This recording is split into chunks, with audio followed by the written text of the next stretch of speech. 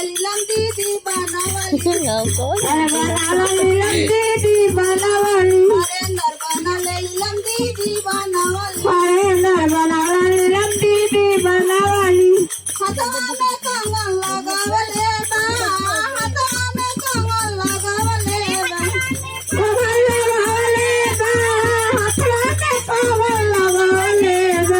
शिवा के गुरु बनाला हो भैया बगल में सबे बनावले बा शिवा के गुरु बनाला हो भैया बगल में सबे बनावले बा हाथवा में कंगन लगावले बा हाथवा में कंगन लगावले बा हाथवा में कंगन लगावले बा हाथवा में कंगन लगावले बा शिवा के गुरु बनाला हो भैया बगल में सबे बनावले बा शिवा के गुरु बनाला हो भैया बगल में सबे बनावले बा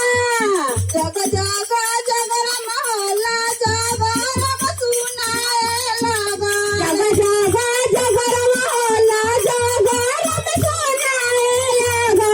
जग जग जगरा महला जगरम सुनाए लगा जग जग जगर महला जगरम सुनाए लगा बच्चा होला सिया गुरु का चारा चाए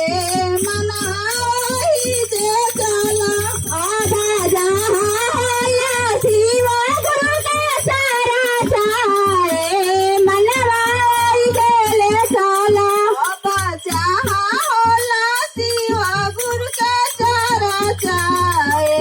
मना वही जे चला आधा जहाला शिवा गुरु के सारा चाहे मनवा गेले घरवा में रहबूता झूठा साचा बोलबू हो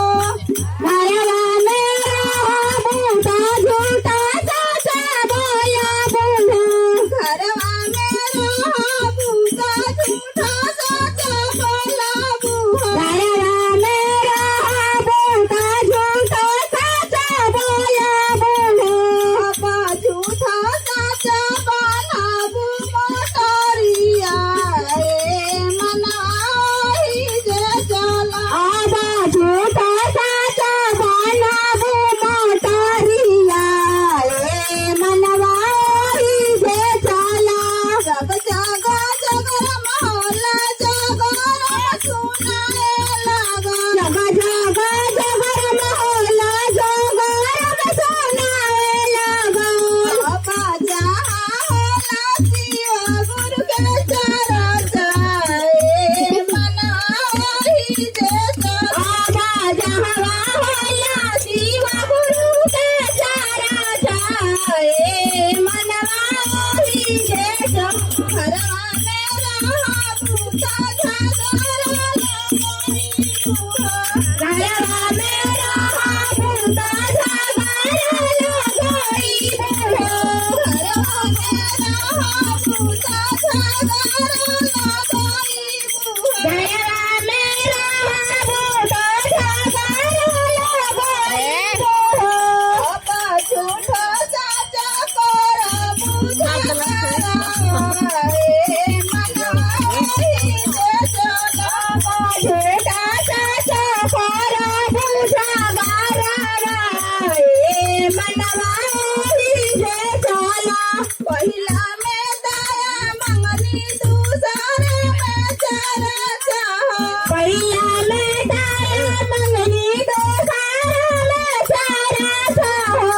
पहिला में दया मंगनी दूसरे में चरा चाह पहिला में दया मंगनी दोसारा में सारा चाहो बाती सारे में नमा शिवा प्रणामा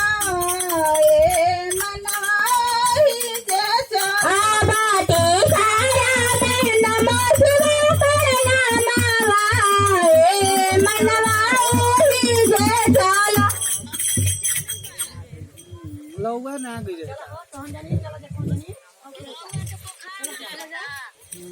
लवकर खूप खाल्ला